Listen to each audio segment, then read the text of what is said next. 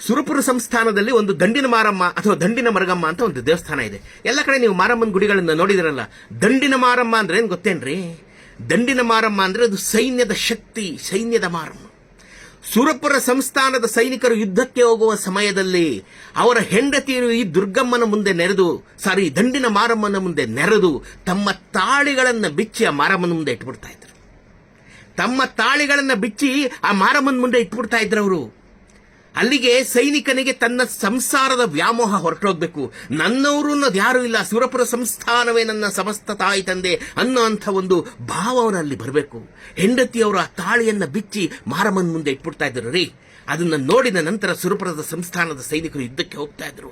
ಅವರನ್ನ ತಡೆಯುವಂತ ಶಕ್ತಿ ಅವತ್ತಿನ ಭಾರತದಲ್ಲಿ ಯಾರ್ಯಾರಿಗೂ ಇರಲಿಲ್ಲ. ಸುರಪುರ ಸಂಸ್ಥಾನದ ಶೌರ್ಯಕ್ಕೆ ತಲೆಬಾಗದೇ ಇರುವಂತ ಸಾಮ್ರಾಜ್ಯವೇ ಅವತ್ತಿರಲಿಲ್ಲ. ಆಯ್ತಲ್ಲ, ಯುದ್ಧದಲ್ಲಿ 100 ಜನ 1000 ಜನ ಹುತಾತ್ಮರಾಗಿ ಹೋಗ್ತಾ ಇದ್ರು ಅಲ್ವಾ, ಬದುಕಿ ಬರ್ತಾ ಇದ್ರಲ್ಲ. ಎಷ್ಟೋ ಜನ ಬದುಕಿ ವಾಪಸ್ ಬರ್ತಾ ಇದ್ರಲ್ಲ. ಅವರಿಗೆ ಸುರಪುರ ಸಂಸ್ಥಾನದ ಮಹಾರಾಜರು ತಮ್ಮ ಖರ್ಚಿನಲ್ಲಿ ಆ ಹೆಂಡತಿಯನ್ನ ಮರು ಮದುವೆ ಮಾಡಿಸ್ತಾ ಇದ್ರು. ಯಾವ ತಾಯಿ ತನ್ನ ಗಂಡನಿಗಾಗಿ ಸುರಪುರ ಸಂಸ್ಥಾನಕ್ಕಾಗಿ ತಾಳಿಯನ್ನ ಬಿಚ್ಚಿಟ್ಲೋ ಅವಳನ್ನ ಕರೆದು ಪುನಃ ಈ ಸೈನಿಕನಿಗೆ ವಿಜೃಂಭಣೆಯಿಂದ ಅರಮನೆ ವತಿಯಿಂದ ಮದುವೆ ಮಾಡಲಾಗ್ತಾ ಇತ್ತು ರೀ.